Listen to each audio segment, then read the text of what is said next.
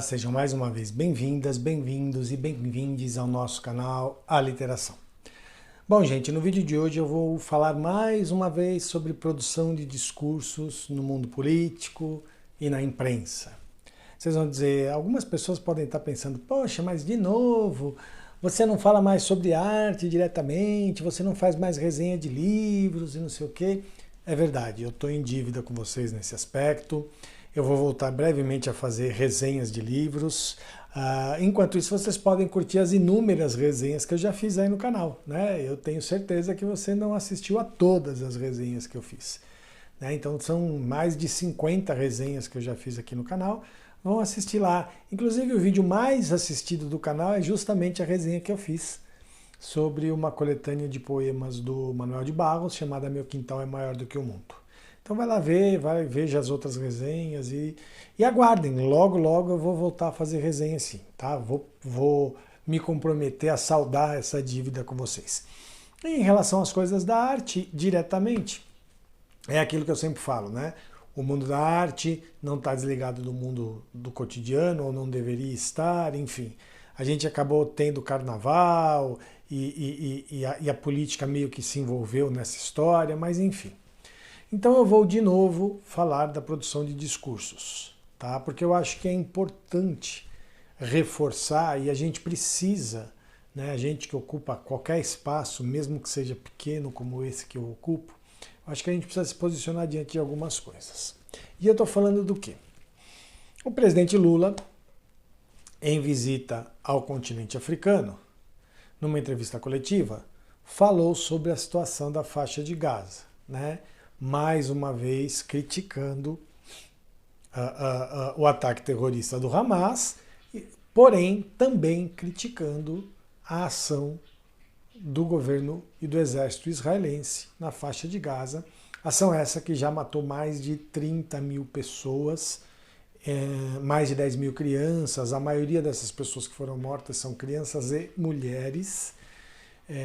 Então o presidente Lula se manifestou e a fala dele repercutiu na imprensa aqui, não na imprensa internacional, e provocou uma reação do primeiro-ministro de Israel, Benjamin Netanyahu, e, enfim, o governo de Israel. Agora a imprensa está dizendo que Israel considera Lula persona non grata, enfim. E aí a gente vai analisar todo esse episódio. Primeiro, qual foi a fala do presidente Lula? O presidente Lula disse, mais uma vez criticando a ação de Israel na faixa de Gaza, ele disse que nunca se viu na história, nunca se viu, não existe na história uma ação desproporcional como essa, né? Que é uma ação de... Olha o Lobão latindo lá fora. Que é uma ação de um exército contra uma população civil, né? Então ele disse que nunca se viu isso na história. Ou melhor, já tinha acontecido antes, quando os nazistas exterminaram os judeus, né? Quando os nazistas mataram e tentaram exterminar os judeus durante a Segunda Guerra Mundial. E aí essa fala provocou algumas reações estapafúrdias do tipo, ele está comparando, ele está diminuindo a gravidade do Holocausto e tal, enfim. Então nós vamos analisar tudo isso a partir de dois pontos, né? O discurso do próprio presidente. Então a gente vai fazer uma análise de construção de discurso, que é o que a gente faz aqui no canal, né? Então, o discurso do presidente e o discurso da imprensa sobre esse discurso do presidente Lula. Então vamos lá. Ele comparou o Holocausto com o que está acontecendo em Gaza. Comparou, é verdade, ele fez uma comparação.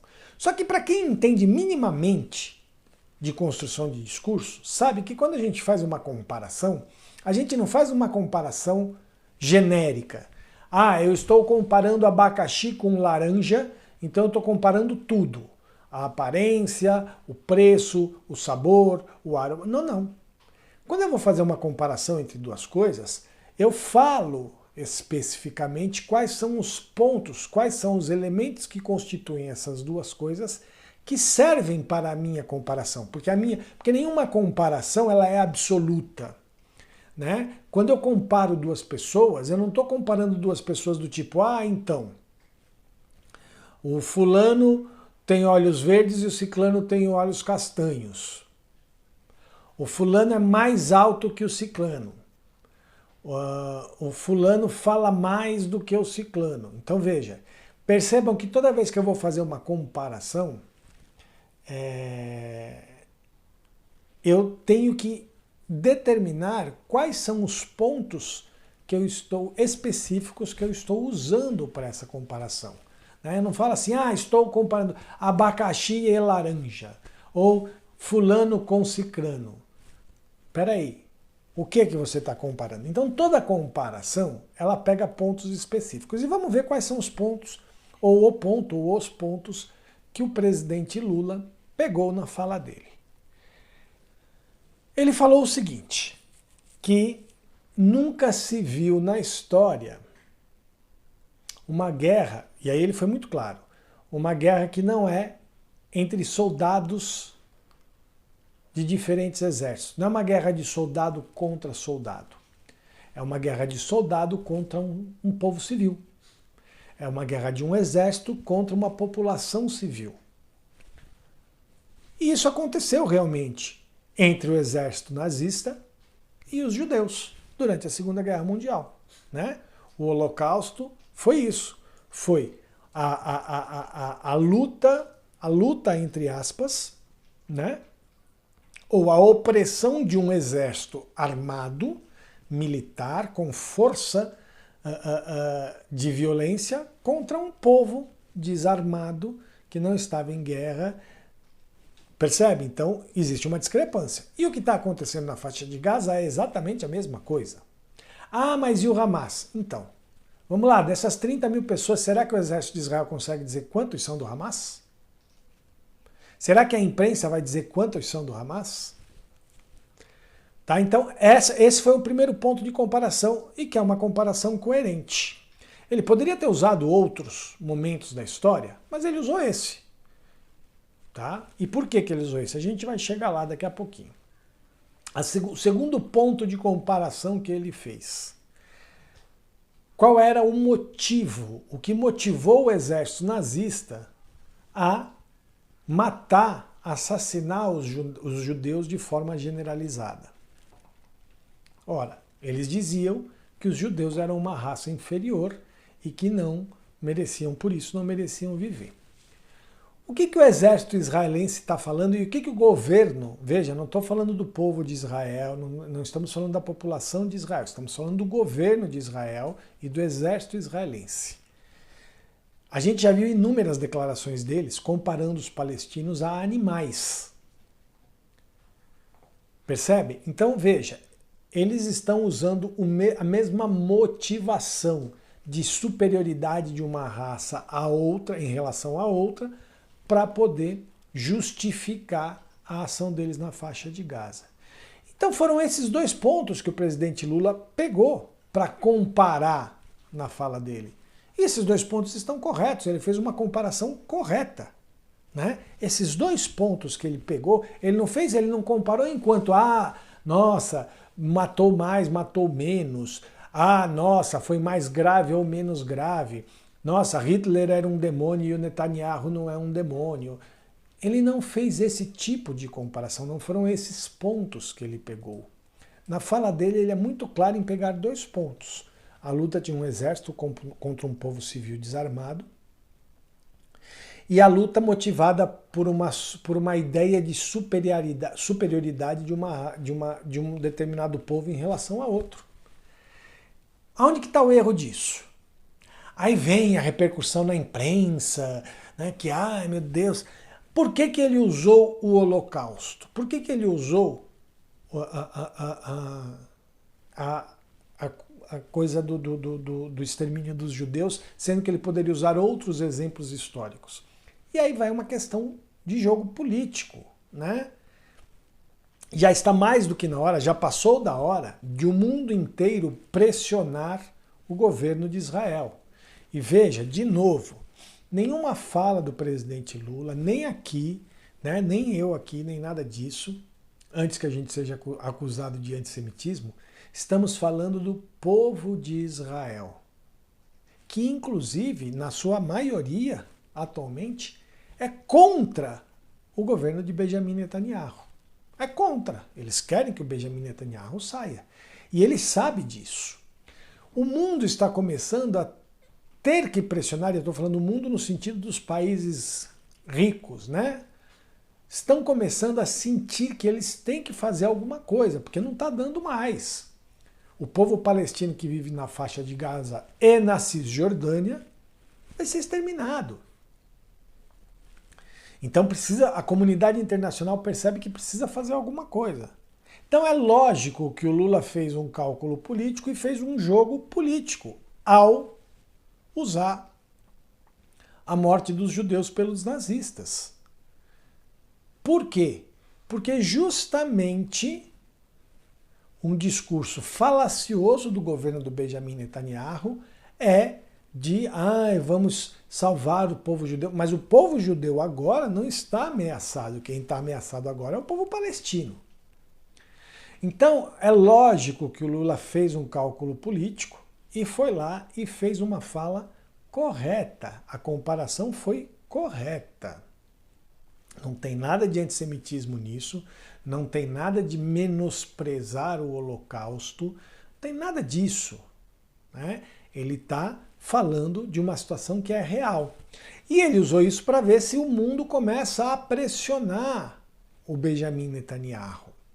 Tanto é que a reação do governo de Israel e do governo Benjamin Netanyahu foi essa: Lula é uma persona não grata. Já estão falando em crise diplomática. Que crise diplomática? Israel não é um parceiro comercial importante do Brasil, não é um parceiro estratégico político importante do Brasil. Israel não faz muita diferença. Israel vai cortar relações comerciais com o Brasil. Ele vai sair perdendo, porque o Brasil é muito mais rico que Israel, né? Então, assim, não tem. E aí vem o discurso da imprensa, né? Porque é isso, criou crise diplomática. E aí a imprensa brasileira, de novo. E sobre a imprensa brasileira eu vou falar muito rapidamente, porque eu já fiz vários vídeos reclamando da imprensa brasileira, né? E a imprensa brasileira pega esse discurso para dizer, não, porque é um absurdo, porque é antissemita. As lideranças mundiais estão reagindo. A única liderança mundial que reagiu foi o Benjamin Netanyahu. Só. Né? Não houve falas de outros líderes de outros países. Que absurdo. Não houve. Houve na imprensa. Houve Tabata Amaral da vida e Kim Kataguiri da vida aí. Você está comparando a Tabata Amaral ao Kim Kataguiri? Eu posso fazer de novo, vamos construir uma comparação. Eu vou pegar quais são os termos, para não dizer que eu estou comparando os dois de forma absoluta, porque comparação, como eu disse, comparação absoluta não existe. São duas jovens lideranças que se formaram no bojo de um antipetismo que vinha crescendo. Logicamente, o Kim Kataguiri é muito mais à direita do que a Tabata Amaral. A Tabata Amaral a gente pode dizer que é de centro-direita e o Kim Kataguiri é de uma direita um pouco mais extremada. E ok, né? Porém, a Tabata Amaral serve também a interesses da direita, né? Ela é o símbolo da meritocracia neoliberal que a direita, mesmo a direita moderada, adora propagar, né? Então, eu estou colocando os dois no mesmo lugar, não porque eles são iguais, mas porque eles pertencem pelo menos ao mesmo espectro político, um mais extremado que a outra, e são duas jovens lideranças que surgiram quase que ao mesmo tempo no mundo político. Então, enfim, essas pessoas tiveram reações, Luciano Huck, enfim, esse pessoal acaba tendo reação, criando uma crise, né? Porque Brasil, porque o governo brasileiro, porque não sei o quê, e pedido de impeachment, e não sei o quê, e aí alimenta a extrema-direita que vai vir com essa idiotice de que ele cometeu crime de responsabilidade e ele não cometeu crime de responsabilidade nenhum, enfim. E aí a imprensa, de novo, está alimentando a extrema-direita com o discurso dela, né? Vou de novo dizer uma coisa que eu acho engraçada, e eu não estou aqui falando, mas e o Bolsonaro? Não, não é nada disso. O Bolsonaro é uma figura abjeta mesmo em todos os sentidos, então não tem nem como comparar o Lula com o Bolsonaro. Mas na época que o Bolsonaro soltava os discursos, esses sim, absurdos dele, como por exemplo no Clube Hebraico, quando ele mediu uma pessoa quilombola em arrobas, né? Quando ele foi lá e colocou, pesava 7 arrobas, como que se faz para a medida de peso de animais, né? Quando ele falou que não estuprava uma mulher porque ela não merecia. Quando ele fez a alusão ao brilhante Ustra, enfim, quando ele falou todos os absurdos que ele falou, a imprensa brasileira, ela tentava passar panos quentes, diminuir a gravidade, sabe? Tentar naturalizar, ele é assim mesmo, é só falácia, enfim. E mesmo hoje, com todos os absurdos que está se descobrindo contra o Bolsonaro, nas investigações que estão sendo feitas da tentativa de golpe, e que não é o 8 de janeiro, mas é uma sequência de eventos que mostram uma tentativa de golpe de Estado, a imprensa está falando. Mas está falando isso com um certo grau de normalidade. A gente não vê a mesma indignação na imprensa com uma pessoa que é um criminoso contumaz, que estão sendo mostrados aí todos os crimes que ele cometeu, e uma fala de um presidente que a imprensa pode até não concordar, pode ter achado infeliz. Eu achei corretíssima. Mas pode até achar infeliz, não tem. Mas o grau de gravidade que se dá, que a imprensa deu para a fala, é muito maior até do que a própria fala, do que a própria reação da comunidade internacional, enfim. E por que a imprensa faz isso? E aí agora eu vou encerrar minha participação em relação à imprensa. Assumam de vez que vocês são de extrema direita. A imprensa hegemônica brasileira é uma imprensa, não é de direita moderada, não. A gente pensava que era de direita moderada e que, o Bolsonaro foi demais. Não, eles preferem o Bolsonaro.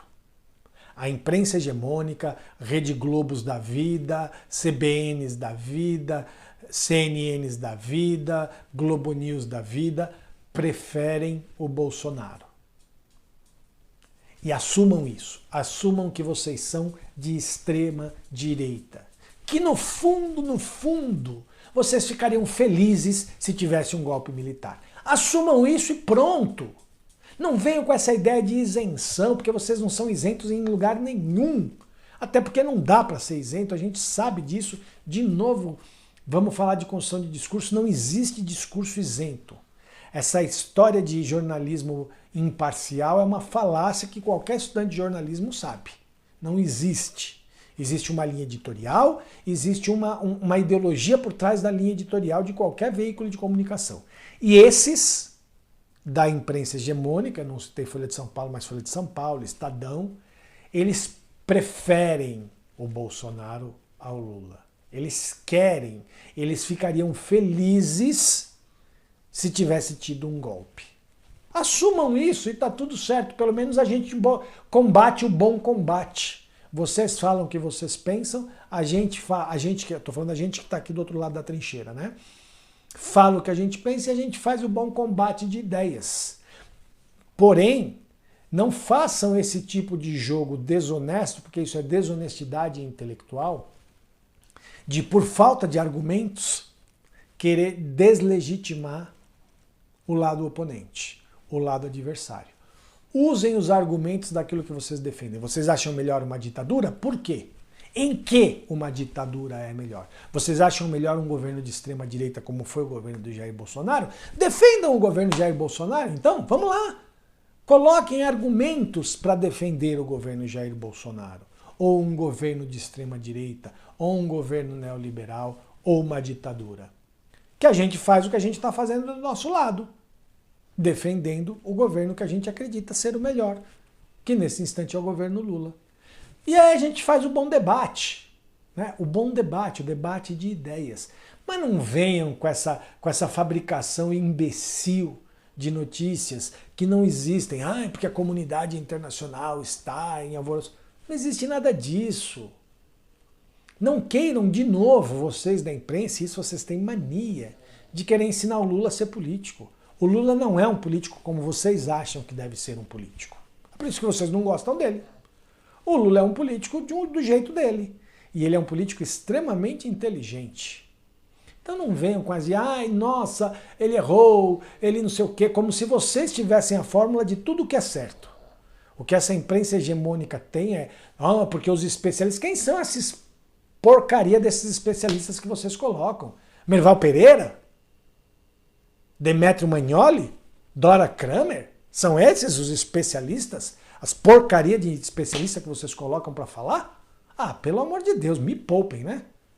Então é isso. Assumam que vocês são de direita, de extrema direita, e pronto, e vamos fazer um bom debate. Defendam suas ideias. Se as suas ideias são tão boas, se as ideias da esquerda, se as ideias do governo Lula são tão ruins, se as ações do governo Lula são tão ruins, defendam as suas ações, as suas ideias. O que elas são? O que elas têm de bom? Quais são as ideias que vocês têm? E aí a gente vai ver o que é melhor para a população brasileira, o que é melhor para o mundo. É melhor uma guerra ou é melhor a paz? Ah, mas a gente não está contribuindo. Então, sim, estão contribuindo para a guerra. Estão contribuindo para alimentar as ações assassinas do governo israelense. Do governo israelense. Do governo de Benjamin Netanyahu. Vocês estão apoiando e alimentando ações assassinas como essa, com esse discurso de vocês. Bom, é isso, gente. Eu queria saber o que cada uma de vocês e o que cada um de vocês acha. Enfim, sigam, curtam o vídeo, compartilhem, comentem, se inscrevam no canal se não se inscreveram. Se já se inscreveram, chamem as pessoas para se inscreverem no canal. A gente quer, porque quer que o canal cresça mais, mais e mais. Visitem o blog, as redes sociais do Projeto Aliteração, né? O blog Aliteração, as redes sociais, Instagram, Facebook, Twitter, o TikTok, o Spotify, a gente está em todos esses lugares aí, tá? Visitem o site da Editora Literação para ver lá os livros que a gente vende lá na nossa livraria virtual. Se você precisa de algum serviço editorial, vai lá e vê o que a gente oferece de serviços de qualidade, tá bom? E logo, logo vocês vão ter a plataforma de cursos e eventos do Instituto Aliteração que vai começar em breve. Tá bom, gente? É isso. Fortaleçam o nosso projeto para a gente poder continuar aqui com muita garra, com muito cuidado, com muito respeito, com muito carinho. Tá bom? Valeu, gente. Até o próximo vídeo. Tchau, tchau.